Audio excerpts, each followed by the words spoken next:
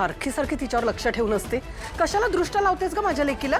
नाही तसं नाही, मी तिच्या काळजीने. गप गा, काळजी मोठी.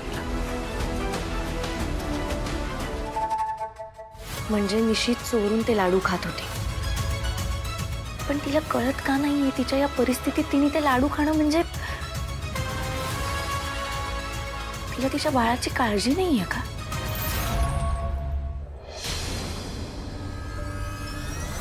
MNN चॅनल कौशिकी मॅडम कधीपासून सांभाळतायत? नाही म्हणजे मी सहजच विचारलं. तुम्हाला नसेल सांगायचं तर इट्स ओके. नाही नाही नाही अरे, असं काही नाही.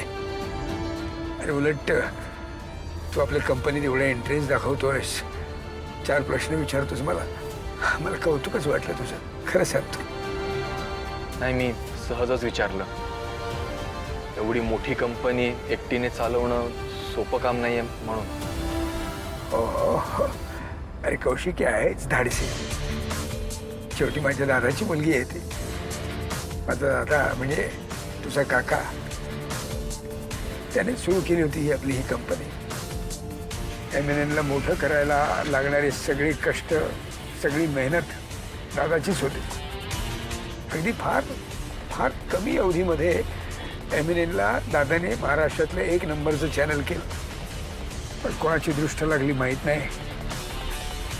एक दिवस अचानक चॅनलवरती फार मोठं संकट आलं आणि त्या धक्क्यानेच दादाला अटॅक आला. दादा आम्हाला सगळ्यांना सोडून गेला. कौशिकी खूप लहान होती तेव्हा. एवढ्या लहान वयातच तिच्यावरती कंपनीची ही एवढी मोठी जबाबदारी येऊन पडली. पण लहान वयातच खूप समजूतदार होती ती. ते व्हावंच लागलं तिला. जेव्हा तिच्या वयाची मुलं कॉलेजमध्ये जायची, वेगवेगळ्या स्पर्धांमध्ये भाग घ्यायचे, तेव्हा कौशिकी कॉलेज करून सरळ ऑफिसमध्ये येऊन बसायचे. मोठमोठाले निर्णय घ्यायचे. Kaushiki madam company take over करेपर्यंत कंपनी कोण सांभाळत होतं? हे दादानंतर काही वर्ष कंपनी मीच सांभाळली.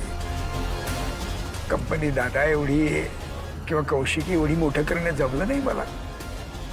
पण मी कधी दादाची आणि MNNची तत्व नाही सोडली बरं का. आमचं MNN कायम सत्याच्या बाजूनेच उभं राहिलंय. त्यामुळे बऱ्याच वेळा नुकसानच झालंय आमचं. पण ठीक आहे, आम्हाला समाधान आहे त्याचं.